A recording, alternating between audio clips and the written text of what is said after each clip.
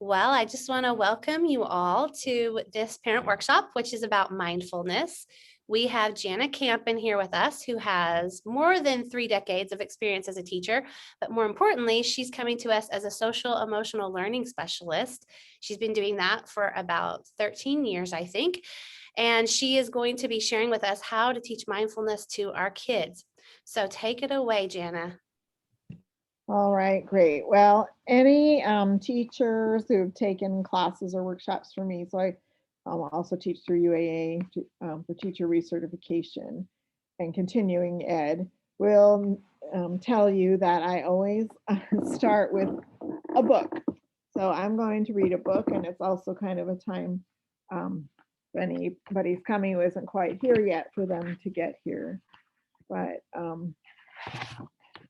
sometimes people hear the word mindfulness. I think when I used to hear that, and I would equate it with maybe, meditation or some a religious thing. And then I really looked into it, and now I've been teaching about it. And really, we're just talking about being aware of your surroundings and being mindful of how you're reacting to your surroundings and being present in the moment and not kind of not multitasking or worrying about the future or fretting about what already happened, but just taking care of this moment right now. But I'm going to read this book called What Do You Do with a Chance? I took the paper cover off because, oh, here, let's spotlight my video. Make it bigger here. What Do You Do with a Chance by Kobe Yamada. She's also written What Do You Do with an Idea and What Do You Do with a Problem. I love these kind of postmodern picture books. They're books that the words tell part of the story, but the pictures also tell a lot of the story.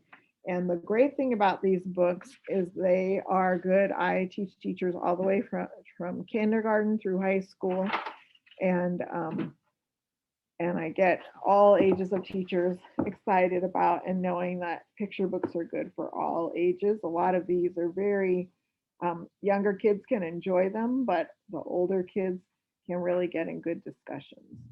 So when I read a book like this to kids, I always read it through once without interruption, and then we'll look at it again and have a discussion. So for today, I'm just going to read it to you and just talk a little bit about some things I might discuss with kids. One day I got a chance. It just seemed to show up. It acted like it knew me, as if it wanted something. I didn't know why it was here. What do you do with a chance? I wondered. It fluttered around me. It brunched up against me. It circled me as if it wanted me to grab it. I started to reach for it, but I was unsure and I pulled back, so it flew away. I thought a lot about it. I wished I'd taken my chance. I realized I wanted it, but I still didn't know if I had the courage. When another chance came around, I wasn't so sure. But I decided to try. I went to reach for it. I missed and fell. I was embarrassed. I felt foolish. It seemed like everyone was looking at me, and I decided I never wanted to feel this way again. So after that, whenever a chance came along, I ignored it. And the more I ignored them, the less they came around. Until one day I noticed I hadn't seen a chance in quite a while. It was as if they'd all disappeared, and I started to worry, what if I don't get another chance? I know I acted like I didn't care, but I did. I still wanted to take a chance, but I was afraid, and I wasn't sure if I would ever be brave enough. Then I thought, maybe I don't have to be brave all the time. Maybe I just need to be brave for a little while at the right time. I realized it was up to me. I promised myself that if I ever got another chance, I wasn't going to hold back. If I got another chance, I was going to be ready. Then one seemingly ordinary day, I saw something far off in the distance. Is it possible? I hoped, could this be my chance? I had to find out. I ran as fast as I could toward it. I didn't know how to explain it, but the second I let go of my fears, I was full of excitement.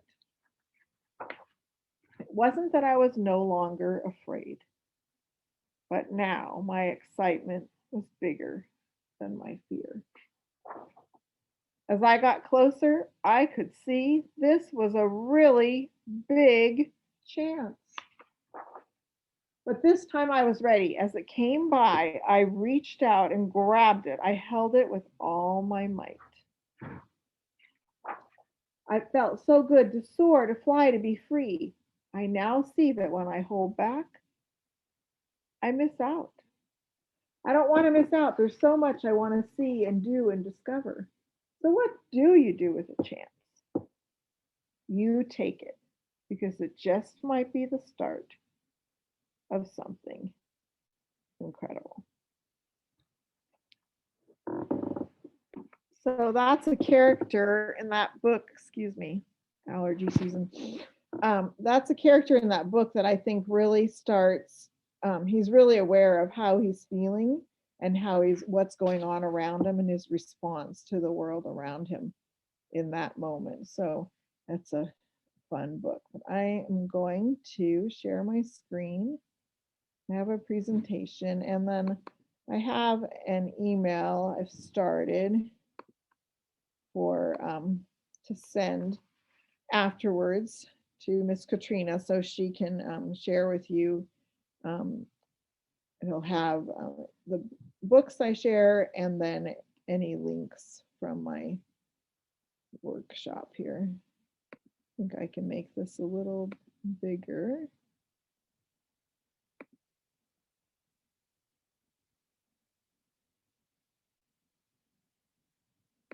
Okay, there we go.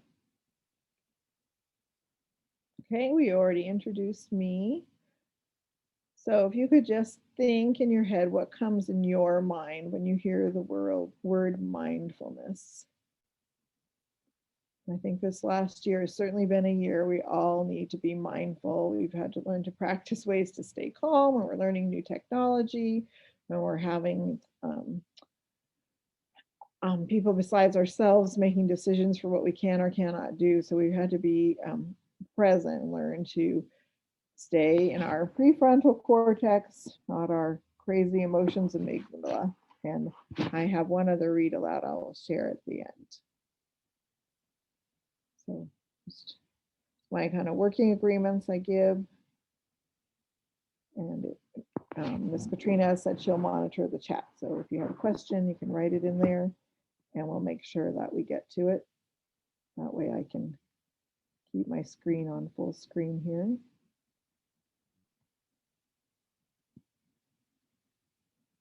So I like to share a lot of just different ideas how we can incorporate mindfulness into our lives and our children's lives. And a lot of times it's just short 1 to 5 minute little things that help us to be mindful and stay calm and help us and our children be most available to learn. Definition of mindfulness: the quality or state of being aware or conscious of something. Mindfulness occurs when we pay attention to what is happening in the here and now. And that's what I was referring to earlier. We're just kind of mindful of where we are now and can act instead of react because we're not being worried about what already or fretting what already happened or not worrying about the future, but being just taken care of just now. So I have some great articles that come from a website called blissfulkids.com. So some of the information I'll be sharing today is going to be coming from that website, but they give a couple different really easy ways of how to explain mindfulness to children.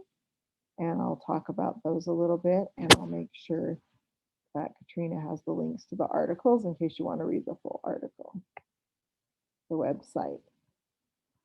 So I just explain to children and about, and a lot of people have heard of this before, that in your that we have a fight, flight, or freeze response. So whenever we feel like we're in danger, or we're frustrated, or we're upset, we can be acting directly from our amygdala. It's a little part, kind of an almond shaped. Amygdala means almond. It's a little almond shaped part in the back of our, kind of in the center of our brain, that is controls our emotions. And if we're responding out totally out of our amygdala without using our prefrontal cortex, where our reasoning and our learning takes place, that's when we get in that fight, flight, or freeze response. So our goals, if we are trying to help a child or ourselves who are currently in the fight, flight, or freeze, is to get them back into functioning in your prefrontal cortex, because in the fight, flight, or freeze response, you you are not available to learn, you are not available to reason or reason something out. You're simply responding with this, and that's what you have. And so to be mindful, you want to be able to teach children how to get out of that. So in the article that I mentioned, this is like a little poster in the article, and it goes into more detail in this, but it's a nice way. And I have found a lot of my teachers, even my middle school teachers, like this model, because kids can relate to it because there's characters. So call the amygdala your jumpy superhero. They're there to protect you at all costs, often mistake stress for real threats.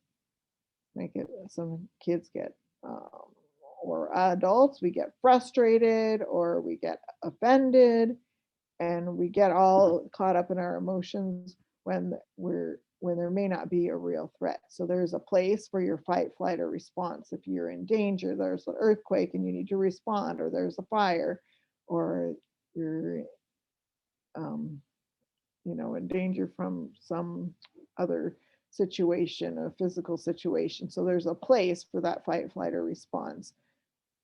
But oftentimes our body is acting that way when we're under stress, but it's not an actual threat.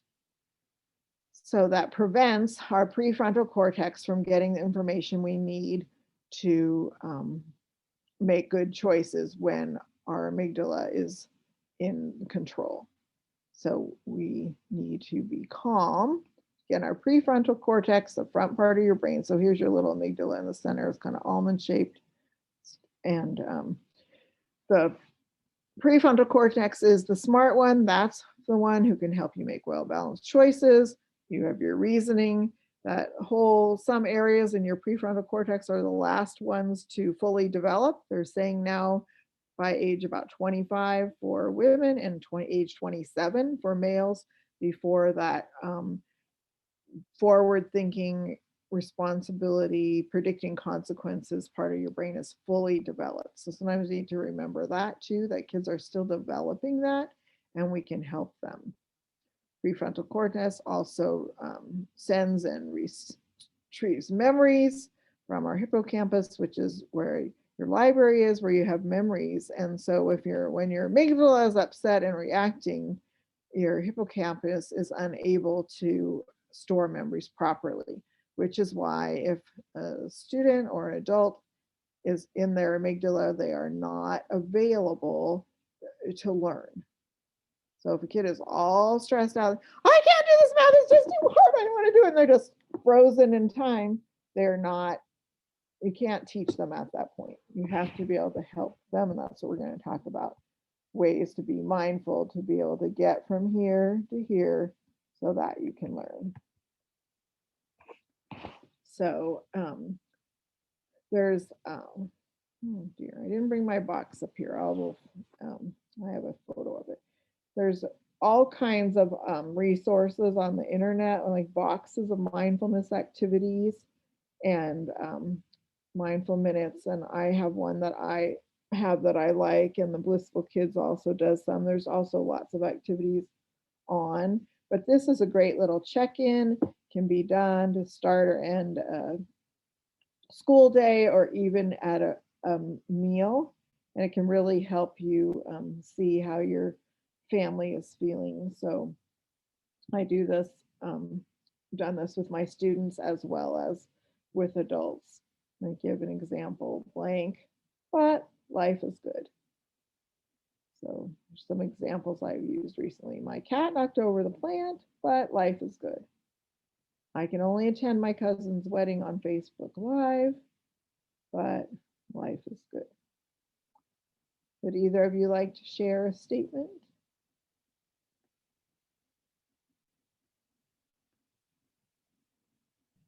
Can it even be something like, I'm feeling really sad right now, but life is good? Or does it need to be a specific event? It could be either way. I usually have students will share something specific that's going on. And I'll tell you, the first time I did this, I did it with sixth graders, and it was the beginning of the school year. And I had had most of them in fifth grade for help, but there was also a lot of new ones, and it was because it was on base. So we get a lot of new students every year. And I think that day I started, what really had happened to me that morning is my cat threw up this morning, but life was good.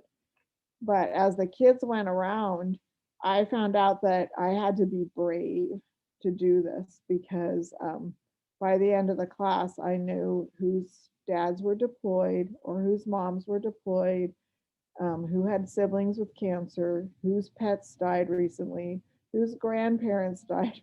I mean, they told me they were willing to share everything. And then I thought, okay, so this is, this class has a lot of things on their mind. So it can even help you, I think, with your own children, sometimes knowing what's really on their mind. Like, this was kind of a bummer, you know, but life is good.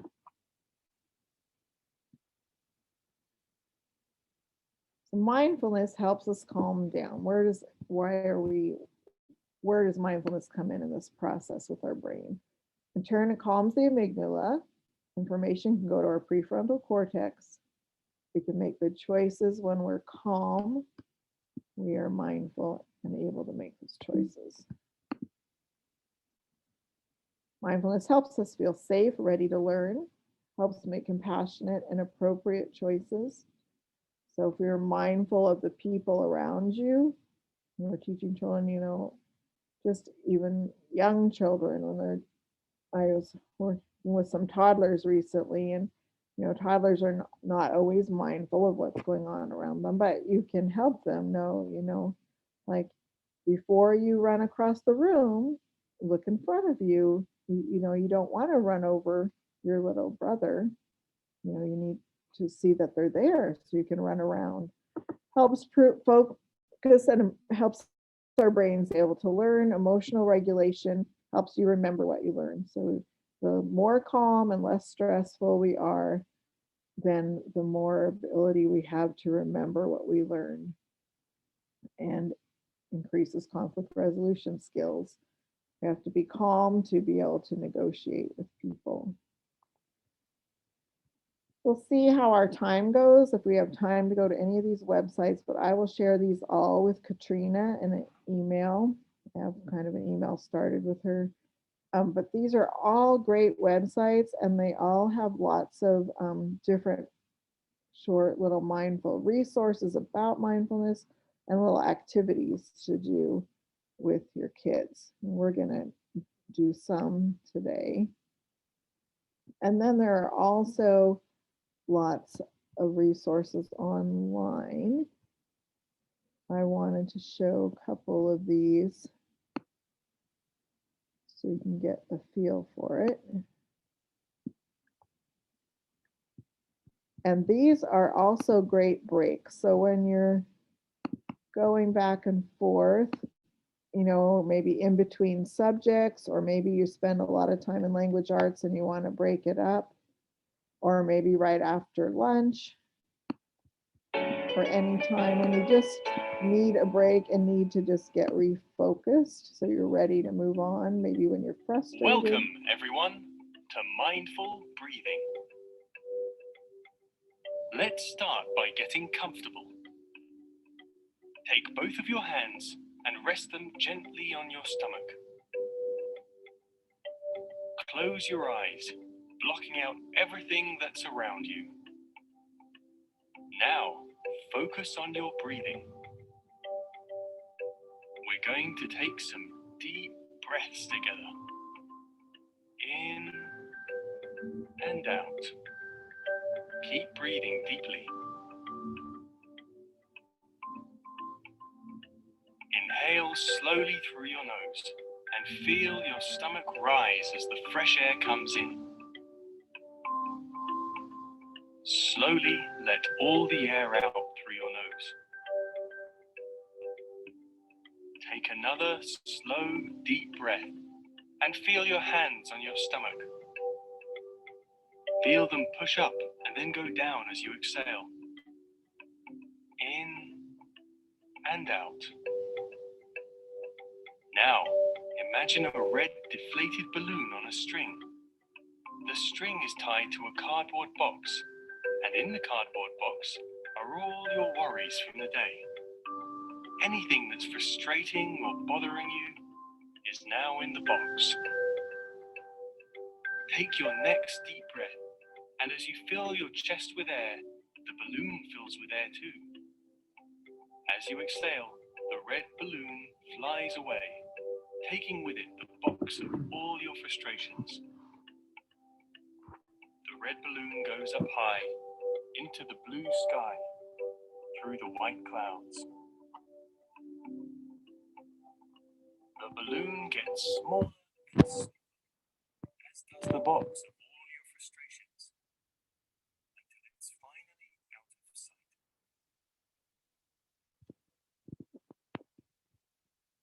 Take a few more slow, deep breaths. And when you're ready, you can open your eyes and rejoin the class.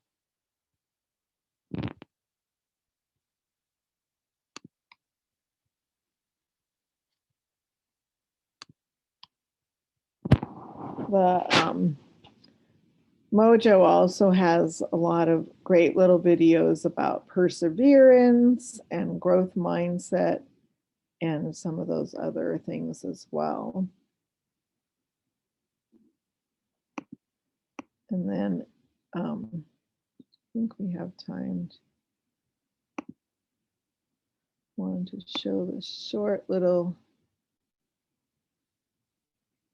video that helps describe mindfulness. So when you're working with kids and you want them to learn to be mindful, I always like to be intentional about teaching the kids what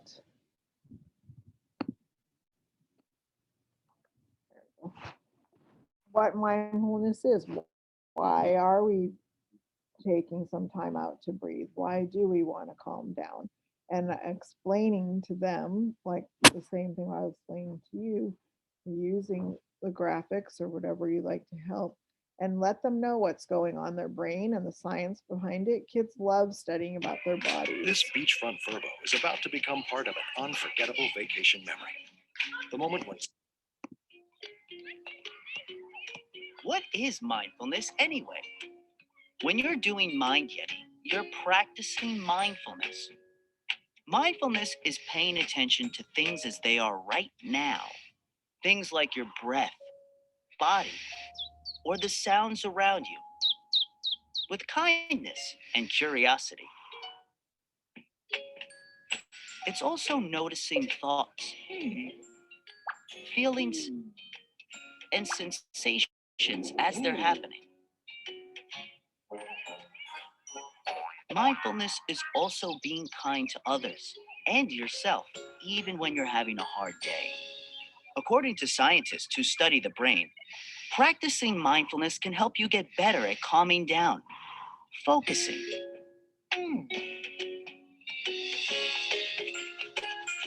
and connecting with other people.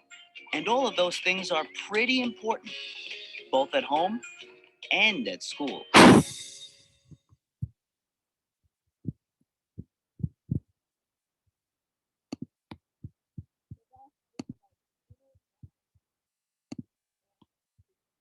just gives a short definition. It's simple. Lots of different ages can follow it. And then Go Noodle is another site that has both energizing brain breaks and calming brain breaks. And there's an educator sign up, and there is parent sign up too. And so that's another site. I'm never sure how long this is all going to take, so I'll go through and then we can always come back and look more at other things if we want to. But prior, I guess we didn't have it this year, but I always would attend the Alaska State Health and Wellness Institute, and they've had a lot of, so year before last, they had some sessions on mindfulness, and they had a gal there that was her specialty. And the breathing exercise she taught us that I've been using since then with my students is 4-7-8 breathing. There's lots of different breathing activities online, but this is one that I learned that I really like. And it's breathing in through your nose, the count of 4, holding it for the count of 7, and then out slowly through your mouth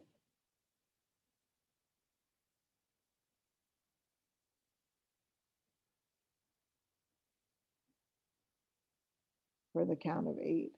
So we'll just do it 2 times. So without me talking, I'll just use my fingers. So we'll go in, hold, out.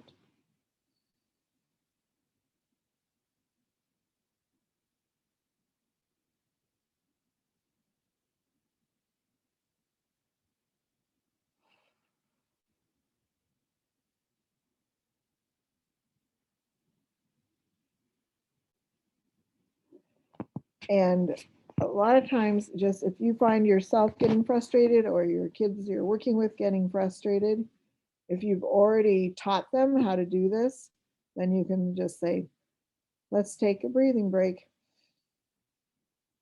and just start doing it, and they do it. The other time you can breathe sometimes if a child is maybe having a tantrum or is super upset and frustrated, and they don't even want to like pay attention to you to try to tell them what to do. Instead of trying to talk at them at first while they're all, well, it just start breathing yourself, because there's a thing called mirror neurons. Just like when people are laughing, you start to laugh. When people are smiling, it makes you smile, or crying, you cry. If you start deep breathing, the people around you will start doing it. And I have tried this with kids who were in a state where they were extremely frustrated. I just sit down next to them or squat down, and I just start breathing.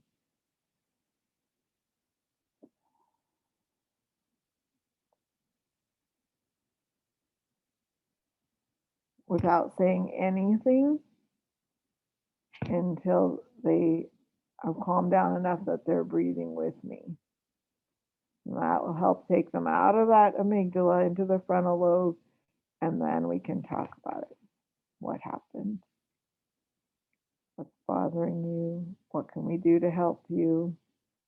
What was frustrating? What do you need to help it be less frustrating? So you can, sometimes you don't need to say, breathe in deep with me. They're mad. I don't know what to do. I don't know. Just sit there quietly and just start breathing. Or even you're also feeling frustrated, so you can also just say, you know what, I'm gonna take a break right now and calm down, and just start breathing and calming yourself down. And then the kids will often will start breathing and follow you, because you can't reason with a person who's all upset, whether it's yourself or another adult or a kid. You have to be in a calm state to be able to reason and learn. And then another calming technique that you used, and I started doing this with my younger kids, any class I had right after recess, because they tend to come in kind of all hyped up and all excited, is tapping. And um, tapping is just having people mirror what you're doing to do with you. So you just will do it, just do what I do. You don't really say anything. And there's just certain points. There's a reasoning behind where you tap and that you sometimes cross. Whenever you do anything that crosses your body, when you cross your body in any way, you're making connections between your left and right brain.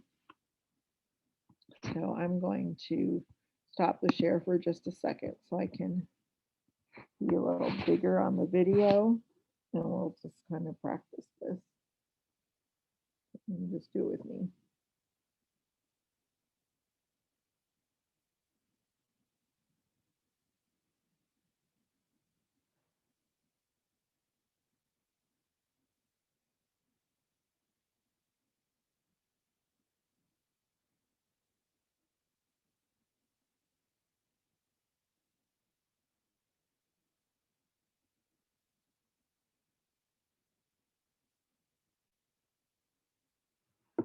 And it's really very simple. It's just a way to get calm, maybe be ready to move on from something frustrating before you start something new, or if you're just really tired and you just need to regain. We always need breaks, just like we need breaks for our if we're doing a lot of physical activity, we want to take a break. If we're doing a lot of sitting, we want to take a break from that and stand up. The brain research shows that within 30 minutes of just sitting, you'll start having less oxygen flow to your brain, no matter what your age, and you need to get up and move. And so it's the same thing with if you're having a lot going on in your brain also needs some kind of change or break.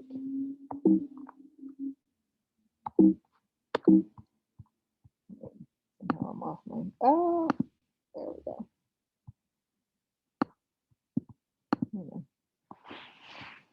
I'm gonna save the book to the end. And then I just wanted to share some different activities we can do. One thing, being mindful, it's important to me when raising for my kids and my students is about having gratitude. And so when people are, because what you focus on, that's what you get more of. I had a principal and she always said that over and over and over. And I started noticing it more and more. If you focus on your frustrations, you get more frustrated. If you focus on what you lost, you feel more lost. If you focus on what you're grateful for, you feel more gratitude. So I really always like different things of being gratitude, and that's kind of about the activity, but life is good. We know this is sad. We're recognizing the losses, we're recognizing the frustrations, but we're also saying, well, what do we have thankful for? We may be sad that it's cloudy, but we're thankful that the rain is going to help the grass get greener, right? We're frustrated that this math is hard, but we're thankful we can work on it again tomorrow. We're sad we didn't go to the wedding, but we're thankful we got to watch it on YouTube. And so this was just an example of a fun little gratitude tree, just taking branches from outside, cutting out some kind of little paper, writing on it things you're thankful for and putting it on a tree. Also heard of people doing a gratitude jar. They just have a little jar in their house, and maybe an activity you do for your school each day or once a week or whatever works for you. You write down something you're thankful for and put it in the jar. And then sometime during the year, maybe New Year's Eve or Thanksgiving or any time that's good for you, you open the jar and start reading. Or maybe you're just having a bad day and you can't think of anything to be grateful for that day. You can take your gratitude tree or your gratitude jar and read what you were thankful for before. So I really like that activity to do with family. Another activity, something for mindfulness, a lot that helps a lot of people is having something to something tactile for your hands. I don't know why that, my little screen sharing thing is right across this, the front where I'm looking. Hopefully it's not where you're looking. So this is a recipe for oobleck, and I'll send this whole presentation to Katrina so she has it. Am I remembering your name right? It's Katrina, right? Okay, all of a sudden I was like, I think that's right. Is oobleck, Bartholomew and the Oobleck is a fun book about it, but you can make this easily. You can add food coloring if you like it to be colored. That makes it a lot more messy and harder to clean up, so I don't do it with food coloring. I just leave it white, but it makes kind of a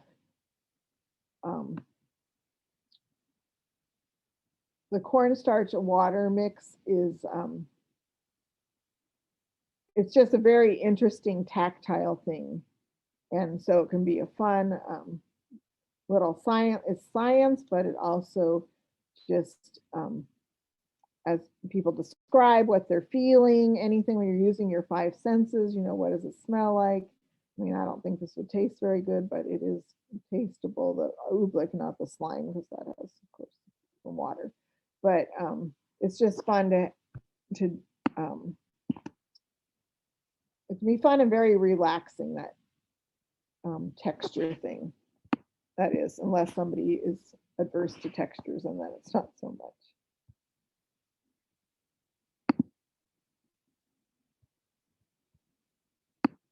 Okay. Real quick, I'll ask if you have any questions, but then if you don't, I would like to go back and show a couple of those websites so you can get a little idea of what kind of resources are out there.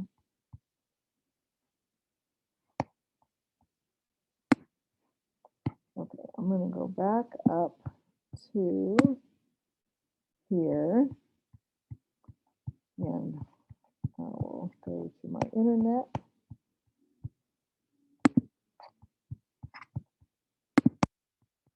So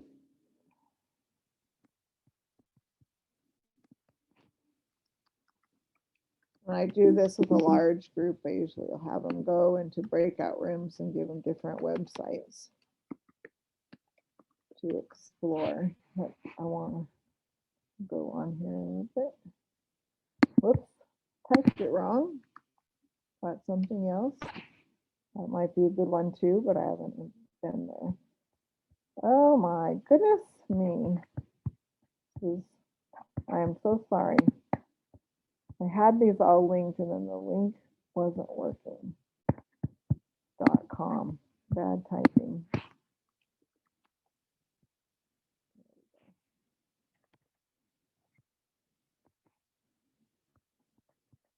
So there are some free, lots of free activities on this site, blissfulkids.com. Like I said, I'll send this all to Katrina so she has it. But you can send their email and get this free ebook, which has different, just short activities to do.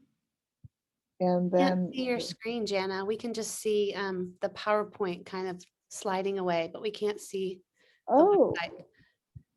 hang on. Let me stop share and reshare to see why it's doing that. All right, how's that? Yep, now we can see it. Thank you. Yeah, I don't know why it did that. So what I was saying is, right when you first go to the site, you can sign up to get the free ebook, and then you can go down. It's different things: pizza and hot chocolate breathing. There's different little breathing exercises, things for different ages, grown-ups, activity videos, how to include mindfulness in your classroom, activities to parents, and then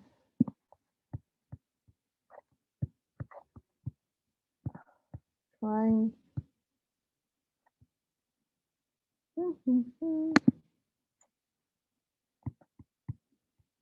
So I also have these. He has other little cards. So there's just a whole bunch of different short activities that are on cards that you can do.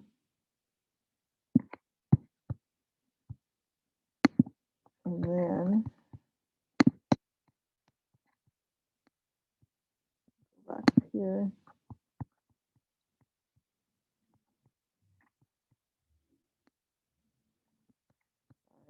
Your pictures are on top of my screen now.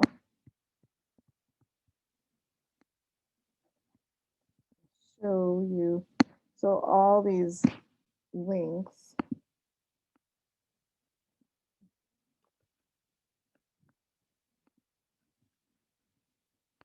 And I'll send you. There we go. Here's a full article. Mindfulness in the Brain Made Easy. And this was more. There we go. Details on explaining it with for older kids. There's a second article that has different characters, so you can think for your student or your children, I guess in this case, if they would like the superhero or if they might like these others. We have the hippocampus, the jumpy, and then it says a little story that you can use to tell about Amy, amygdala, hippocampus, and text the cortex, and to use the fun characters. So sometimes it's nice to have those resources to be able to explain more to your children how their brain works. Because sometimes I think kids, they're frustrated that they're getting frustrated, and I found it's really empowering to kids feel better if they can understand what's going on in their brain and learn different ways to help them when they are frustrated or sad or feeling overwhelmed with emotions, to calm down. So I want to share one more story, and then we'll see if you have any more questions. This is called I Am Peace, a book of mindfulness. It's written by Susan Verde, and the art is by Peter H. Reynolds.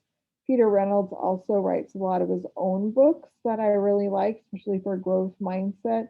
He wrote The Dot, Ish, Sky Color. He wrote a book called Word Collector, but he's paired up with Susan Verde, and they have 3 different books. This is I Am Peace, but they also have a book called I Am Love, a book about compassion, and I Am Peace, I'm Love, and then another one about empathy, and the name is escaping me at the moment, but this is the one about mindfulness. So it's, and then it has a nice author's note in the back about helping children navigate the world to make good choices and learn their emotions, being engaged in the present moment and paying attention to their feelings, their body, and their surroundings without judgment, but with kindness and curiosity. And that's what it said at the video. And then it has a nice little belly breathing mindfulness activity in the back that you can do with your children. But it's a wonderful book, beautiful watercolors, and it can also be fun to take some of these books and do an art project off of them as well. I Am Peace, a book of mindfulness. There are times when I worry about what might happen next and what happened before. The thoughts in my head are like rushing water, and I feel like a boat with no anchor, being carried away.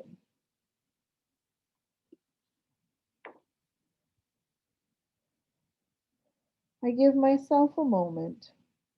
I take a breath. And I tell myself, it's all right. I feel the ground beneath my feet, and I steady myself. And I start to notice the here and the now. My thoughts begin to settle, my mind begins to clear. I am peace.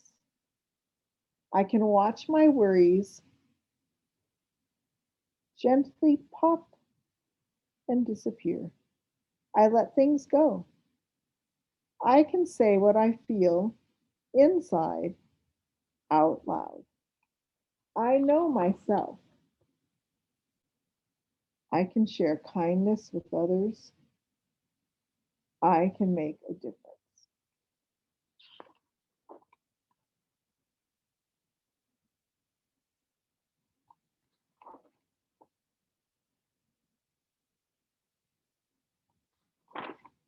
I can hug a tree and thank it for its beauty and strength. I connect to nature. I can watch the clouds, make shapes against the sky. I know wonder. I can taste and smell and touch and see and hear what is all around me. I use my senses. I can feel my breath fill my whole body. I tune into me. The water is still. I found my anchor, and everything's all right.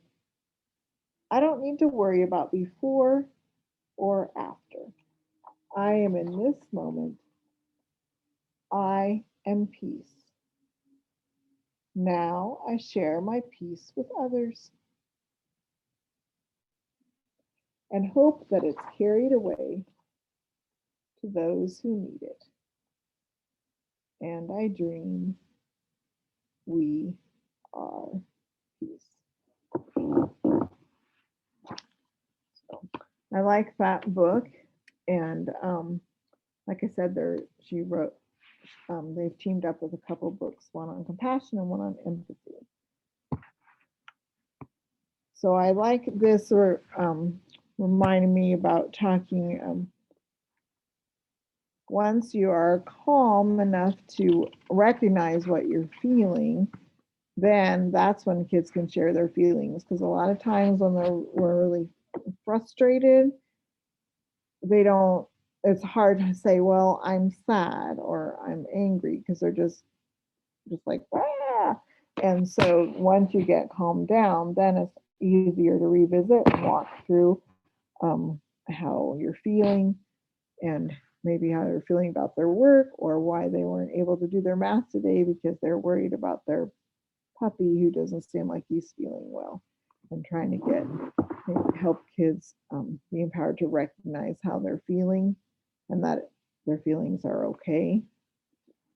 So that's just another book that I really like. And a lot of times it will help kids to use a storybook and find a book that's maybe related to something that a kid is struggling with, where the character is also struggling with the same thing, and they can talk about the character and how they dealt with their problem or their situation, and then bring it back to themselves.